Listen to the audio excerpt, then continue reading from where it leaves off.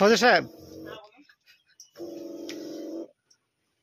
আমি শুধু ভাবছি যে আমি যদি বাগান করি তাহলে আপনি কি গাইড করবেন? নিশ্চয়ই। আপনার বাগানে কি প্রবলেম হচ্ছে আমার এই?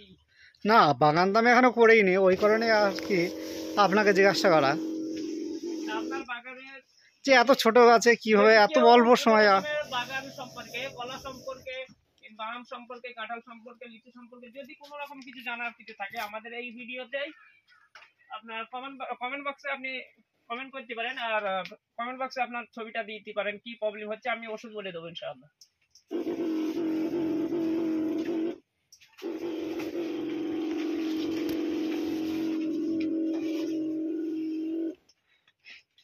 যাক, আপনি যে সাধারণ চাষিদের জন্য আপনি এতটা ভাবেন, আর আমার ভিউয়ার্সদের জন্য মনে হয় আপনি একটু বেশি ভাবছেন। যে কারণে আপনি এই কথাটি জোর করে বলতে পারলেন যে আপনারা কমেন্টে লিখুন আপনাদের কি সমস্যা চাষের ক্ষেত্রে, সমস্তটাই হুজুর সাহেব গাইড করবে। ইনশাল্লাহ আপনারাও সফলবান হতে পারবেন। হুজুর সাহেব আজকে যে চাষ করছে মূলত একজন চাকরিদারের থেকে হুজুর সাহেব কিন্তু ভালো কামাই করছে।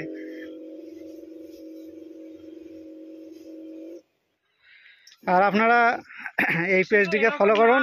আমি সব রকমের চাষ করি, শুধু কলা বাগান না, আমার আম বাগানও আছে কিছুটা, কাঁঠাল বাগানও কিছুটা মানে আবাদ করি। আর ওদিকে ভুট্টো আছে, ধান ক্ষেত আছে। তারপরে এই বাদাম লাগাবো, বাদামের সবকিছু রেডি হয়ে গেছে, আগামী 2-3 দিনের মধ্যে বাদাম লাগাবো। আর কিভাবে লাগাবো আপনাদেরকে জানিয়ে দেবো পরিষ্কারভাবে, মানে পুরো শুরু থেকে শেষ পর্যন্ত প্রসেস আপনাদের দিয়ে দেবো ইনশাআল্লাহ।